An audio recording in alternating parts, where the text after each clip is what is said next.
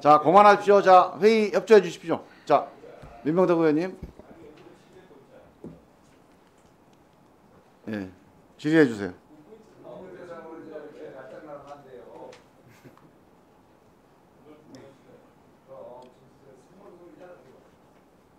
자, 민병덕 의원님 질의해 주세요. 해도 되겠습니까?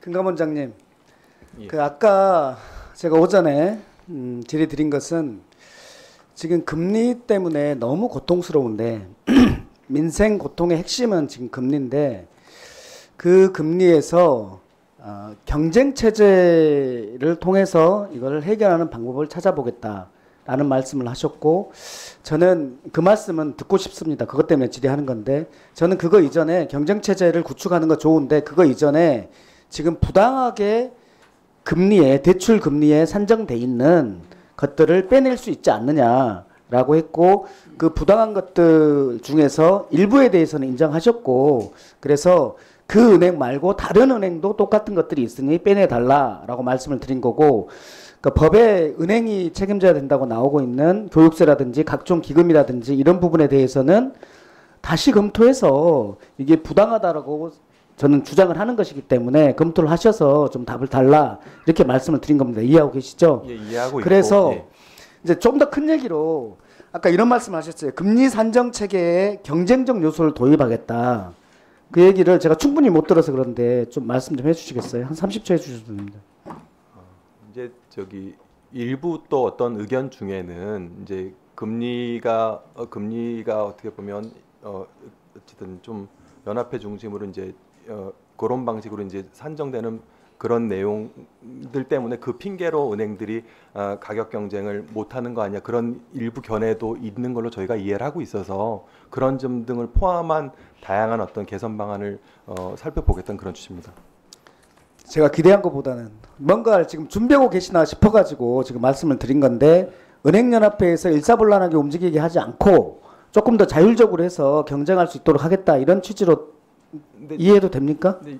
여러 가지 아이디어나 제언들은 있는데 사실 섣불리 말씀드리기엔 또 시장에 혼란을 줄 수가 있어서, 지금 아까 위원님 말씀드린 것처럼 우리 금융위 중심 TF에서 다양한 제가 그것을 그 말씀하시는 금리 산정 체계에서 경쟁력 요소 도입에 대해서 저도 고민하고 있기 때문에 혹시 고민하시는 게 뭔가를 제가 듣고 싶어서 그랬던 거고요. 제가 한번 찾아뵙고 의원님 네, 그러십시다. 말씀 듣겠습니다. 예. 예.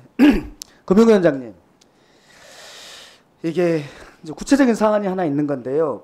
MG 손해보험 아시죠? 네. 예, 거기가 지금 자체 정상화가 불가능한 상태죠. 좀 어려운 상황으로 알고 있습니다. 그래서 지금 현재 MG 손보가 매각을 기다리고 있는 상태라고 하던데 맞습니까? 예, 뭐 매각. 네, 최근에 이런 소문이 있어요. 인수자가 나타날 때까지 브릿지뱅크 설립 방식으로 MG 손해보험을 관리한다. 브릿지뱅크 설립 방식이라는 게 뭡니까? 그거는 부실 정리할 때 보통 쓰는 걸로 알고 있는데, 지금 의원님께서 말씀하신 뭐 매각자 나타날 때까지 브릿지 방식으로 한다는 거는 제가 보고받지 못해서. 아, 그래요? 그게 이런 거라고 하더라고요. 그러니까 노동자들을 한 절반 정도 해고하고 이렇게 해서 이제 이 부피를 딱 줄여가지고 다른데 매각하거나 이렇게 하기 위해서 이제 노동자들을 한 절반 정도로 해고하는 이런 방식인 거죠. 그래서 이제 노동자들 입장에서는 매우 걱정하지 않겠습니까? 그래서 말씀을 드리는 거예요. 그래서 보험감독 규정을 보니까 합병 또는 금융지주회사의 자회사로의 편입이 필요한 조치를 금융위는 명령할 수 있다라는 규정이 있더라고요. 제가 규정이 없는 걸 얘기하는 게 아니고, 그래서 저는 이제 한번 고민해 보시라는 겁니다. 지금 금융주주의 공적 역할이 매우 큰 상태 아닙니까? 그래서 이 MG 손해보험과 같은 이런 부실이 나타났을 때 이것을 이제 금융지주에서 좀 편집을 해주는 방식으로 이것을 공적 기능을 해볼 수는 없느냐. 이것을 바로 해체해버리거나 이런 방식으로가 아니라 이제 우량한 금융지주회사에 편입하는 방식으로 하는 것은 좀 검토해달라라는 말씀을 드리는 겁니다. 검토 한번 해주시겠습니까?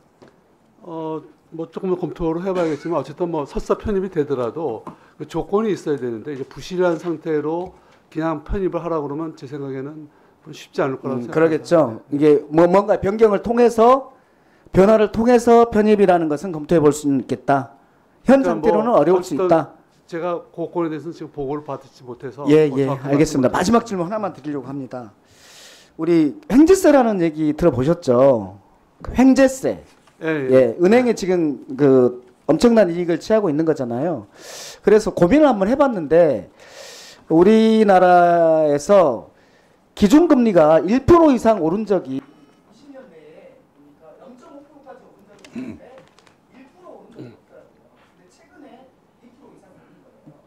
이 기준금리가 1% 이상 급등한 이런 금리 급상승 이런 때에 그 초과 이익의 한 10% 정도를 이제 기금으로 선임금을 지원금이나 이런 데서 뽑아서 네. 중산층이나 서민들에게 혜택을 주는 이런 방식의 고민들을 하고 있는데 이게 이제 그냥 흔히 통칭해서 횡재세라고 부르는데 마무리해 주십시오. 여기에 대해 찬성과 반대가 있습니다.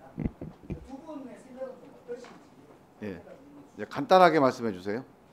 예, 지금 말씀한 대로 뭐 장단점이 다 있다고 생각하고요. 뭐 구체적인 안이 나오면은 한번 생각해 보겠습니다. 예, 저도 저기 죄송합니다. 사실 위원장님이랑 같은 말씀 드릴 수밖에 없어서 예 그렇습니다.